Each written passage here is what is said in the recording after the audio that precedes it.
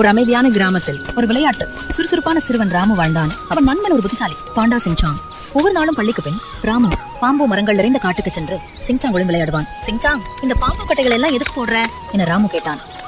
அதுக்கு சிங்சாங் நிசப்தமாக சிரித்து, இந்த ஆற்றுக்கு ஒரு பாலம் கட்டுறேன், அதுக்கு பொறுமையும் கவனமும் தேவை. பொறுமையா? சலிப்பா இருக்கு, நான் சீக்கிரமா பண்ணி காட்டுறேன். ராமு கட்டைகளை எடுத்து சீக்கிரம் கட்டிக்கொண்டு பாரிப்போ என்று கத்தினான். அவன் அந்த பலவீனமான பாலத்தின் மேல் நின்றான். பாலம் உடைந்தது. ராமு தண்ணீரில் விழுந்தான். சிங்சாங் ஓடி போய் அவனை தூக்கி எடுத்தான்.